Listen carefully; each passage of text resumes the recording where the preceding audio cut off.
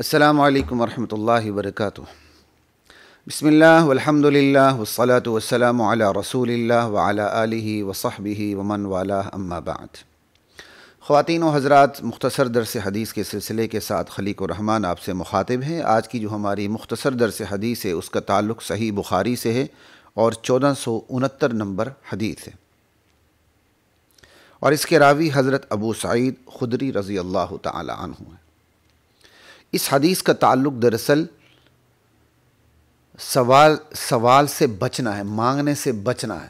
اللہ کے نبی اس حدیث میں، اپنے اس فرمان میں مانگنے سے بچنے کی ترغیب دیتے ہیں۔ تو دانائی کا، فراست کا ایک ذخیرہ ہے۔ مختصر سے درس حدیث ہے، شوق سے سنیے گا۔ عن ابی سعید الخدری رضی اللہ تعالی عنہ ان ناسا من الانصار سألوا رسول اللہ صلی اللہ علیہ وسلم۔ حضرت ابو سعید خدری رضی اللہ تعالی عنہ سے روایت ہے کہ انصار کے کچھ لوگوں نے نبی کریم صلی اللہ علیہ وسلم سے کچھ مال شال مانگا۔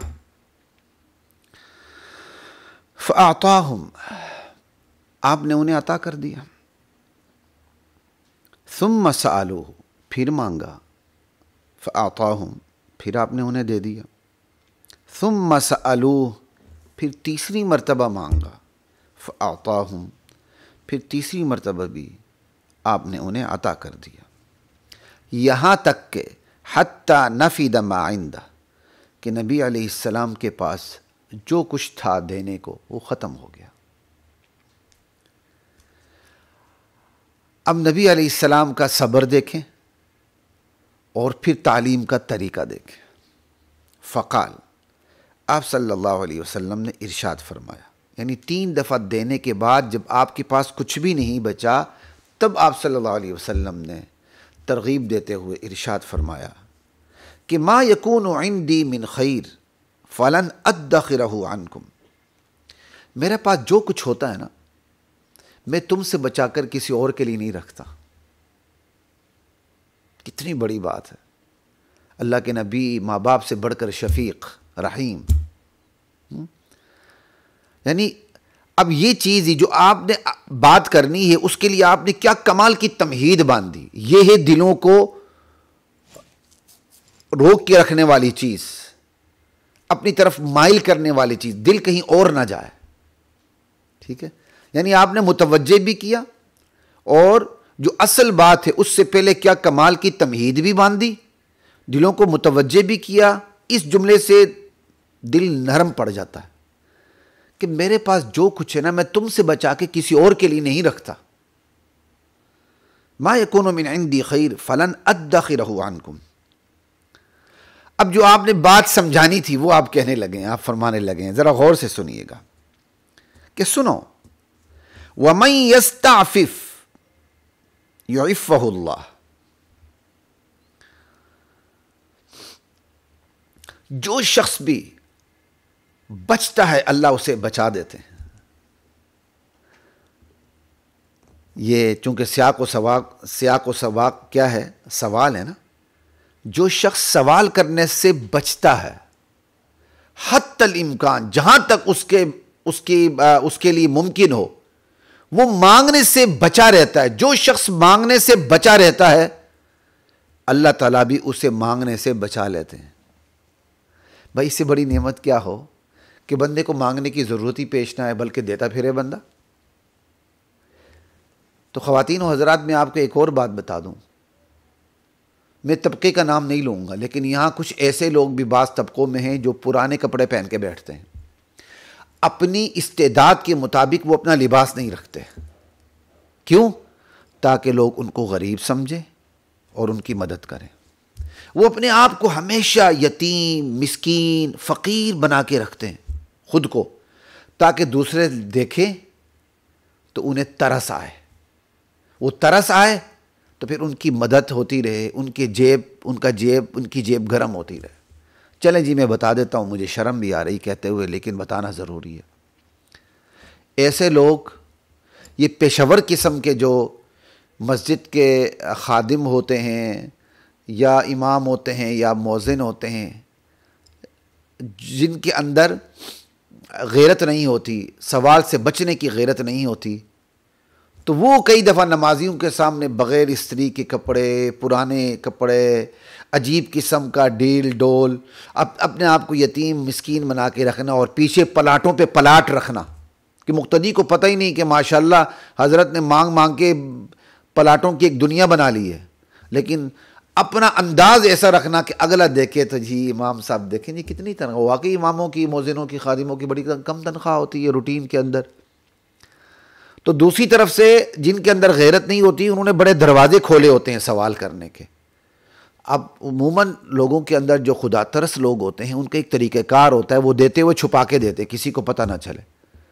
اب اس سے جن کے اندر غیرت نہیں ہوتی وہ غلط فائدہ اٹھاتے ہیں، وہ اپنا ڈیل ڈول ایسا رکھ لیتے ہیں کہ ہر ایک ان کے لباس کو دیکھ کر ان کی مدد کرنا شروع کر دیتا ہے، حالانکہ وہ خود حج پر جا سکتے ہیں، لوگ ان کو حج کرانا شروع کر دیتے ہیں، وہ خود عمرے پر جا سکتے ہیں، لوگ خود ان کو عمرے کروانا شروع کر دیتے ہیں، ان کو یتیم مسکین سمجھتے ہیں، جبکہ وہ ان پیسوں کو جمع کر کر کے پلاٹوں پہ پلاٹ خرید کے دنیا سے رخصت ہو جاتے ہیں۔ یہ طریقہ بالکل غلط ہے۔ وہ وہی ہے جو سوال کرنے سے بچے گا اللہ اسے سوال کرنے سے بچائے گا، جو نہیں بچے گا نہیں بچائے گا۔ پھر وہ سب کچھ ہوتے ہوئے بھی اس کی طبیعت کے اندر ایک یتیمی ہوگی، ایک فقیری ہوگی، ایک مسکینی ہوگی۔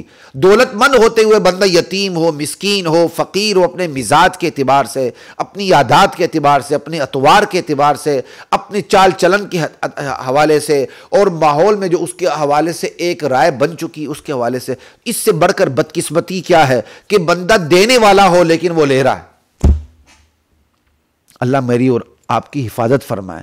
لیکن دوسری طرف ایسے بیچارے اماموں کی، مؤذنوں کی، خادمین کی کمی بھی نہیں ہے کہ جن کی تنخواہیں حد سے زیادہ تھوڑی ہوتی ہیں، ہینڈ ٹو ماؤتھ ہوتے ہیں بیچارے، قوت لا یموت، لیکن وہ ان کے اندر غیرت ہوتی ہے، غیرت کی وجہ سے وہ کسی سے نہیں مانگتے تو لوگ ان کی مدد بھی نہیں کرتے۔ وہ بیچارے اپنی اوقات کے مطابق اپنے آپ کو ٹھیک ٹھاک سیدھا رکھتے ہیں، لوگ سمجھتے ہیں جی حضرت صاحب بڑے امیر ہیں۔ ایسا نہیں ہونا چاہیے، یعنی دونوں طرف افراط و تفریط ہے۔ یہ تو میں نے ایک معاشرے کی مثال دے دی، ورنہ معاشرے میں ایسے لوگ بہت ہیں، سمجھ رہی؟ تو اللہ حفاظت فرمائے۔ یہاں ایسا بھی دیکھا گیا ہے کہ ایک بندہ اپنی ذات میں بڑا ٹھیک ٹھاک کیا کہتے ہیں ویل سیٹلڈ ہوتا ہے، لیکن اس کی وچوں وچوں اندرون خانہ مانگنے کی عادت ہوتی ہے، اور پھر وہ اپنے طبقے کے سامنے دوسروں سے مانگ مانگ کے، خفیہ طور پہ مانگ مانگ کے اپنے آپ کو بڑی کلاس کا ظاہر کرتا ہے۔ اللہ تعالیٰ حفاظت فرمائے۔ بس یہ ایسے کہتے ہوئے ڈر بھی لگتا ہے کہ کہیں ہم پر خدا کا عذاب نازل نہ ہو جائے، اللہ حفاظت فرمائے۔ بس خواتین و حضرات، میں بات واپس اسی طرف آتا ہوں کہ اللہ کے نبی ارشاد فرماتے ہیں کہ جو شخص سوال کرنے سے بچتا ہے اللہ تعالیٰ اسے سوال کرنے سے بچا لیتے ہیں، اللہ تعالیٰ اسے غریبی سے بچا لیتے ہیں، اللہ تعالیٰ اسے فقیری سے بچا لیتے ہیں۔ بس آپ اللہ کے ساتھ جو نیت کریں گے نا اللہ وہی معاملہ کرے گا۔ وہ حدیث میں ہے نا، انا عند ظن عبدی بھی، میں اپنے بندے کی گمان کے ساتھ ہوتا ہوں، بندہ جیسا گمان رکھتا ہے ویسا سلوک کرتا ہوں۔ اب بندہ یتیم فقیر مسکین ہی بنا رہے اور یہی چاہے کہ لوگ مجھے یتیم مسکین فقیر سمجھے، میری مدد کرتے رہیں، اللہ تعالیٰ اس کا سر نیچے کر کے رکھتا ہے، اسے یتیم فقیر مسکین بنا کے رکھتا ہے، چاہے اس کے پاس حاتم طائی کی دولت موجود کیوں نہ ہو، قارون کا خزانہ کیوں نہ ہو، لیکن وہ اللہ اسے یتیم مسکین فقیر ہی بنا کے رکھتا ہے۔ اگر آپ نے اس کو سمجھنا ہو تھوڑا سا عالمی سطح پہ سمجھے، مسلمان ممالک کے پاس کتنی دولت ہے، اسباب کتنے ہیں، کفار کے مقابلے میں آج بھی اگر اسباب کو دیکھا جائے تو مسلمانوں کے پاس سونے کے ذخائر دیکھ لیں، تیل کا ذخائر دیکھ لیں، اس بلیک گولڈ کو دیکھ لیں کتنا ہے، لیکن یہ امت سب کچھ ہوتے ہوئے بھی کچھ بھی نہیں ہے۔ تو یہ اللہ کی قدرت ہوتی ہے کہ کسی کے پاس بہت کچھ بھی ہو نا تو اللہ پھر اس کو اس حالت میں رکھتے ہیں اس کے اعمال کی وجہ سے کہ جیسا کہ اس کے پاس کچھ بھی نہیں ہے۔ آج امت کے پاس سب کچھ ہے لیکن اس حالت میں جیسا اس کے پاس کچھ بھی نہیں ہے۔ صحابہ کے پاس کچھ بھی نہیں تھا لیکن اعمال کی برکت تھی، وہ سب کچھ نظر آتا تھا ان کے پاس، وہ کچھ بھی نہ تھے سب کچھ بن گئے، پھر دنیا ان کے قدموں میں ڈھیر ہو گئی۔ تو خیر بات وہی ہو رہی ہے، جو بچنا چاہتا ہے اللہ اسے بچا لیتے ہیں، جو سوال کرنے سے بچتا ہے اللہ اسے سوال کرنے سے بچا لیتے ہیں۔ یہ میری اور آپ کی نیت کے اوپر ہے، اللہ تعالیٰ مجھے بھی سوال سے بچائے اور آپ کو بھی سوال سے بچا لے۔ اور اگلی بات، وَمَن يَسْتَغْنِ يُغْنِهِ اللَّهُ، اللہ اکبر. جو بے نیازی برتتا ہے، جو لوگوں کے مال سے بے نیاز ہو جاتا ہے، کیونکہ اس نے نیت کی نا بے نیاز ہونے کی، وہ لوگوں کے مال کی طرف، مال و دولت کی طرف دیکھتا ہی نہیں ہے، لوگوں کی دنیا کی طرف وہ نظر ڈالتا ہی نہیں ہے. لا تمدن عینیک الی ما متعنا به ازواجا منهم زہرۃ الحیاۃ الدنیا لنفتنہم فی. اللہ تعالیٰ اپنے نبی کو کہتے ہیں میرے نبی، ہم نے جو دنیا داروں کو جو دولت دی ہے نا، مال و دولت کی ریل پیل، آپ نے اس کی طرف نظر اٹھا کے بھی نہیں دیکھنا. یہ تو دنیا کی زینت ہے، ہم نے امتحان میں ڈال رکھا ہے ان کو، یہ دنیا کی دولت، دنیا کا مال دے کے آپ نے ان کی طرف نظر اٹھا کے نہیں دیکھنا. یہ میرے اور آپ کے لیے بھی ہے. تو یہ وَمَن يَسْتَغْنِ يُغْنِهِ اللَّهُ، جو اللہ سے بے نیازی چاہتا ہے اللہ اسے بے نیاز کر دیتے ہیں. سمجھ آئی؟ جو اللہ سے بے نیازی چاہتا، اللہ سے بے نیازی کیا مطلب؟ اللہ سے بے نیازی طلب کرتا ہے، مخلوق سے بے نیازی چاہتا ہے، مخلوق کی طرف سے وہ بے نیاز رہتا ہے، تو اللہ بھی اسے بے نیاز کر دیتے ہیں. ایک، اللہ اسے غنی کر دیتے ہیں. دو، ٹھیک ہے. لا الہ الا اللہ. اگلی بات، وَمَن يَتَصَبَّرْ يُصَبِّرْهُ اللَّهُ، جو بتکلف صبر کرتا ہے. تصبر یتصبر، یہ تقبل یتقبل، باب تفعول ہے، اس کے اندر تکلف ہے. یہ بات اگر عوام کو سمجھنا ہے تو کوئی فرق نہیں پڑتا، یہ علماء اور طلباء کے لیے کہہ رہا ہوں. ٹھیک ہے. تکلف ہوتا ہے یعنی ایک کام کو طبیعت نہیں چاہتی پھر بھی آپ تکلف سے کرتے ہیں، اپنی طبیعت پہ زور دے کر. اس کے لیے عربی میں باب تفعول استعمال ہوتا ہے. وَمَن يَتَصَبَّرْ يُصَبِّرْهُ اللَّهُ، جو اپنی طبیعت پہ زور دے کر صبر کرتا ہے اللہ اس کو صبر دے دیتے ہیں. ایک شخص ہے، اس بیچارے کے پاس مال و دولت کی کمی ہے، دنیا داری کی کمی ہے، لیکن اس پہ صبر کرتا ہے اور مانگتا نہیں ہے، اللہ اس کو صبر دے دیتے ہیں. اور یہ صبر کا لفظ بڑا وسیع ہے. ٹھیک ہے. کسی پر کوئی غم لاحق ہو گیا، اب وہ چیخنے چلانے نوحہ کی بجائے صبر کرنے کی کوشش کرتا ہے، اور صبر تکلف سے کرتا ہے. کیوں؟ اس کا جی چاہتا میں چیخوں جو مجھ پر مصیبت گری ہے، لیکن وہ صبر کرتا ہے تو اللہ بھی اسے صبر دے دیتے ہیں. اور یہاں بھی سوال میں بھی جو بندہ سوال نہیں کرتا، صبر کرتا ہے، جو کچھ اللہ نے دیا اس پہ قناعت اختیار کرتا ہے تو اللہ بھی اسے صبر دے دیتے ہیں. یصبرہ اللہ. اور اگلی بات، اب آپ دیکھیں ان تمام تین چیزوں کا نتیجہ کیا نکلا ہے. جو بچنا چاہتا ہے سوال سے اللہ اسے بچا لیتے ہیں، جو بے نیازی اختیار کرتا ہے اللہ اسے بے نیازی کی دولت سے مالا مال کر دیتے ہیں، اور جو اپنی طبیعت پر زور دے کے صبر کرتا ہے تو اللہ تعالیٰ اسے صبر دے دیتے ہیں. ان سب تین چیزوں میں آپ دیکھیں نا، بنیاد آپ کو صبر ہی نظر آئے گی کہ جو مانگنے سے بچا رہتا ہے تو مانگنے سے بچنے میں کیا ہے؟ صبر. اسی طرح جو بے نیازی سے بچنا چاہتا ہے تو بے نیازی سے بچنے میں، جو بے نیاز رہنا چاہتا ہے، لوگوں کی مال و دولت سے بے نیاز رہنا چاہتا ہے اور اللہ سے یہ بے نیازی مانگتا ہے تو اس میں بھی کیا ہے؟ صبر. اسی طرح جو اپنی طبیعت پر زور دے کر غم پہ، اپنی غریبی پہ صبر کرنا چاہتا ہے تو اس میں بھی بنیادی طور پر کیا ہے؟ صبر. تینوں میں آپ کو صبر نظر آ رہا ہے نا. تو اب یہ خلاصہ نتیجہ اس حدیث کا خود اللہ کے نبی ارشاد فرما رہے ہیں، جو ان حدیث کا خلاصہ نکلتا ہے، وَمَا أُعْطِيَ أَحَدٌ عَطَاءً خَيْرًا وَأَوْسَعَ مِنَ الصَّبْرِ. اللہ تعالیٰ کہتے ہیں کہ کسی شخص کو بھی، جو اللہ تعالیٰ جس شخص کو بھی کچھ دیتے ہیں نا، کسی شخص کو بھی صبر سے زیادہ وسیع تر اور بہتر نعمت نہیں دی گئی. کسی شخص کو بھی اللہ کی طرف سے صبر سے وسیع تر اور بہتر